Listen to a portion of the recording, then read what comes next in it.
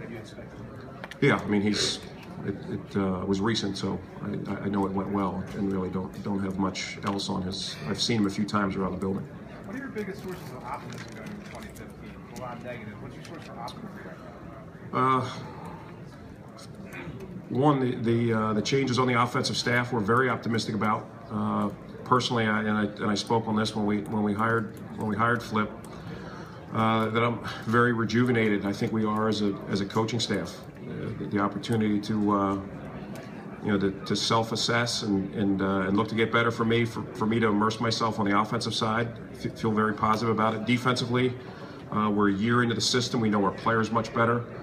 We know that what our strengths are, and more importantly, what our shortcomings are. We're in the process now of going through the tape, making corrections, all the self-scout stuff, and we feel we return a lot of pieces. That if we can get a handful of positions right, and when you look at it, we were sitting at 7-4 at one point and playing pretty good football, and then for a lot of reasons the bottom fell out and certainly didn't finish the way that we wanted to, but there's still momentum to take from that,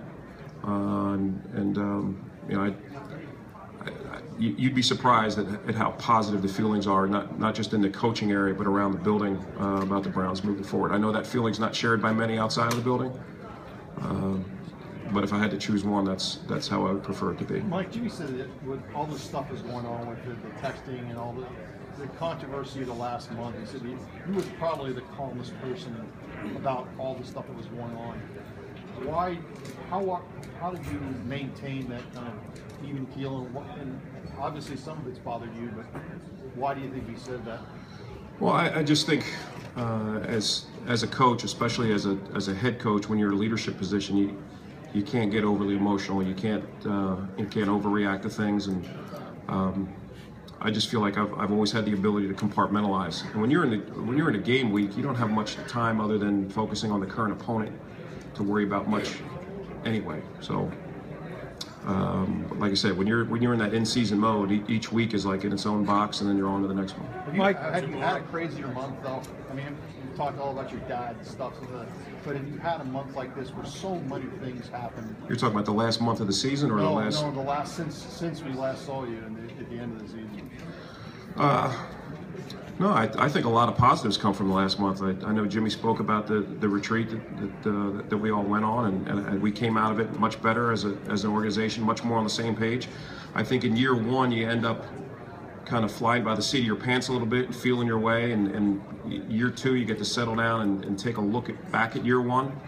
And to me, the most upsetting thing to me about this month has been the depiction of Jimmy Haslam. And I know some people are going to say this is a guy that just, this is the guy that signs his check, so he's gonna pump him up. But he's been depicted as a guy that that has been meddlesome and involved in a lot of decisions, and that hasn't been the case at all. Was not involved in any draft decisions. Was not involved in any playing time decisions.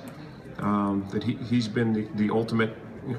We talk about it as servant leadership. What do you need for us to get better? And I can't think of one instance where we've asked for something and he said no. So he's very inquisitive. He wants to know a lot what's going on. But for us as a coaching staff in year one, I mean, he was outstanding. Mike, Farmer's position about drafting receivers high has been expressed a lot.